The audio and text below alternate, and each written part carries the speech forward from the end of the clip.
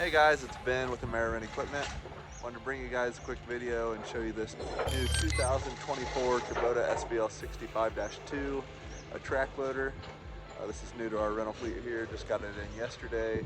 Wanted to give you guys a quick walk around of the unit, lift the cab, and show you underneath there. So if you have any questions, feel free to ask, but let's go ahead and get into this.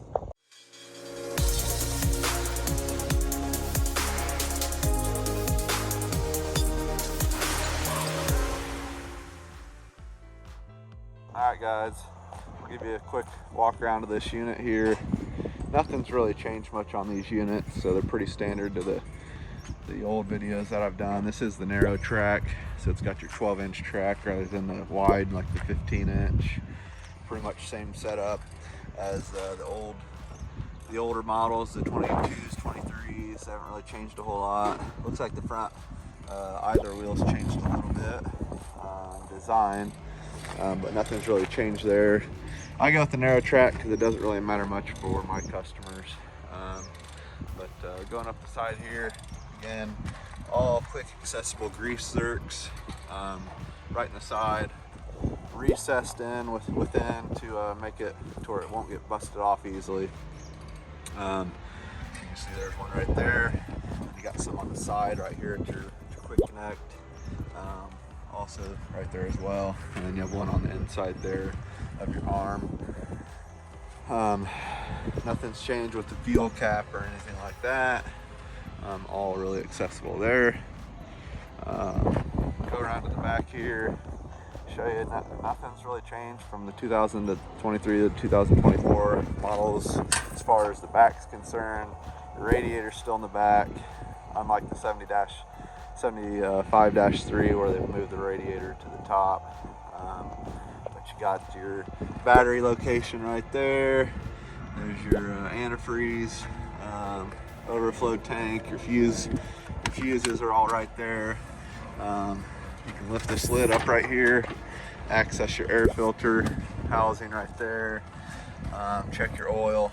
Oh, that's right there's your oil check. Your oil fill for your engine. And then you got some filters over here. There's an internal filter, fuel filter right there, cartridge filter for your water separator. And you got your spin-on fuel filter back there. So yeah, all pretty standard there. There's your pump. Nothing too complicated.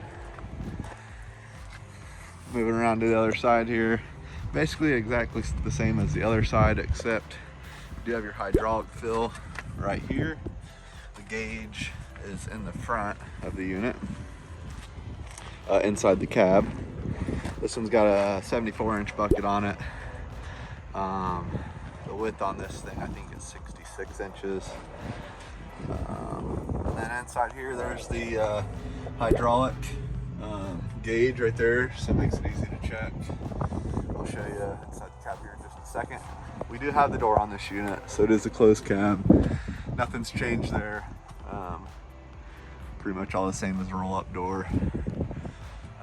And in regards to the door, we are one of the largest distributors of polycarbonate doors. I'll post the picture right here so you can see it.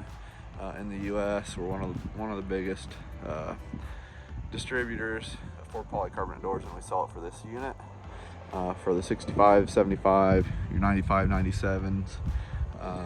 You can purchase them at www.forestrydoors.com if you're interested there. Let's go ahead and hop inside the cab. Well, we'll show you the quick connect here first. Just your quick attach plate. Nothing's changed there. Everything's hydraulic. Quick attach. Come inside the cab. Nothing's changed as far as your air and heat cooling settings. You got an optional radio right there. Your heat and air. Button for your quick attach. Flip up there. Windshield wiper. DPF. Button there. Your controls on this side. Your release for your hydraulics, your parking brake, auxiliary lights, and float. And then your screen's normal, nothing's different. Got wiper fluid back there, and that's where your air filter goes, and some more heated and cooling. Same slide windows here. Air ride seats, which are really nice. cigarette plug-in lighter thing there.